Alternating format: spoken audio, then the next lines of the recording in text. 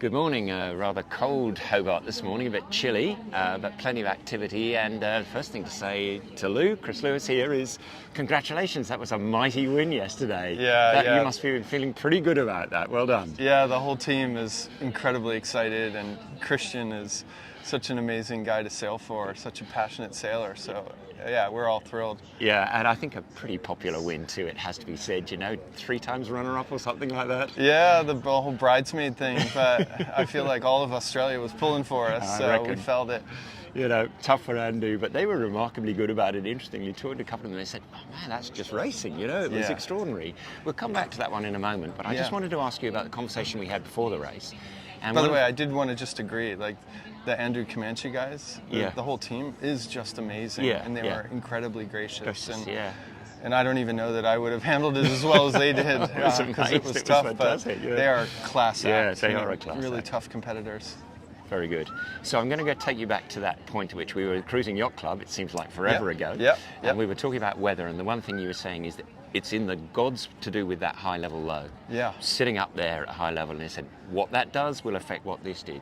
So you were very clear that even a day or two out, it was only really going to be clearer on the day. So how did it actually pan out in the end?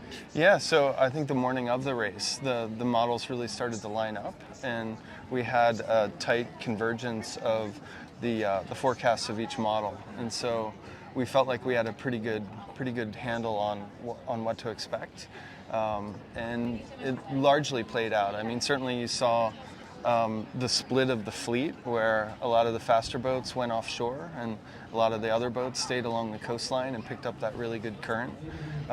So as always, I think the models nowadays are really good at picking up this sort of thing. But I think the thing that we were most surprised about is, if you look, we were constantly looking at the satellite imagery, is there was a gigantic set of clouds and showers and everything that was like, if you drew right off Eden, like a little east-southeast, it was like a tremendously wide band of cloud, and that stuff had the wind direction 180 degrees from what we expected on the grid file.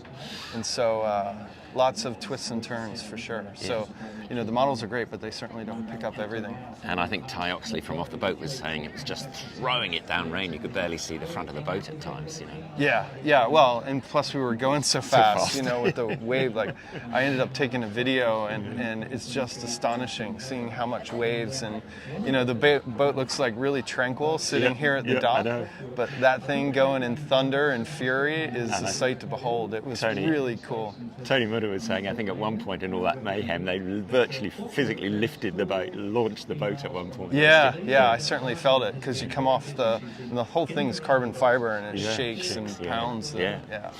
Well, look, that's fantastic, and absolutely tied like a piece of elastic to Andu, the two of you sort of going on. Tell us a little bit, before we get to the end, because that was so dramatic, what were the sort of pieces that really led you to being in that position, particularly at the end, to be that close?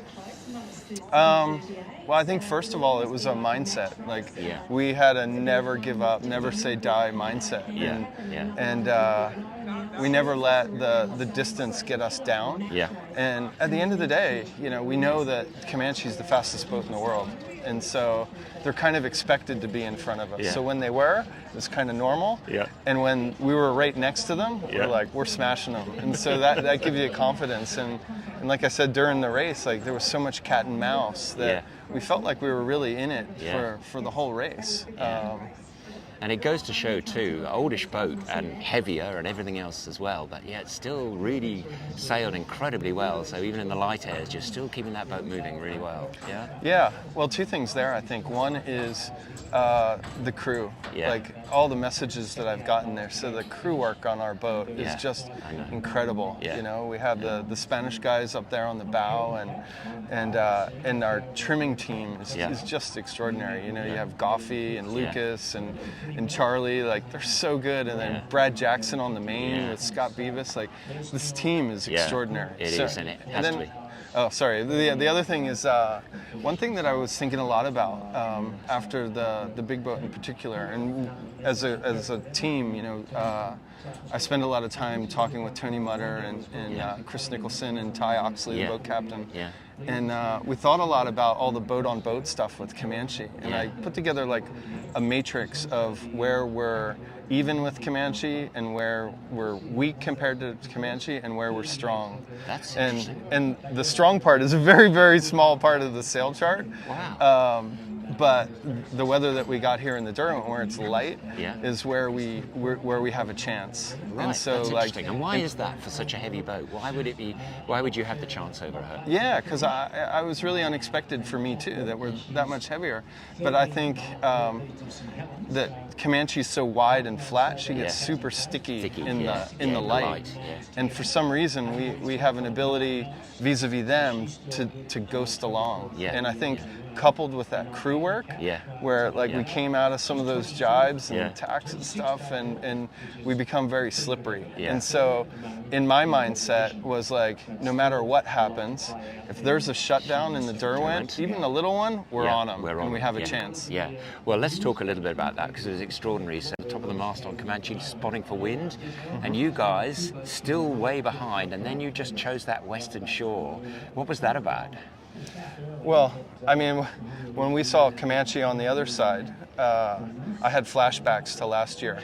And I'm looking at the tablet and I can see AIS, so I can see them moving. And they have a pack of boats around them over there. And we saw Breeze on the other side of the harbor. And so we went after it. And it was extraordinary because you could literally see how quickly you were closing. She was maybe doing 4 knots, 5, you were doing 7s and 8s. And then suddenly you're up there, and then suddenly they are literally having to come across to try and cover you, Yeah, that was really the beginning exciting, of and they were going to struggle to get there.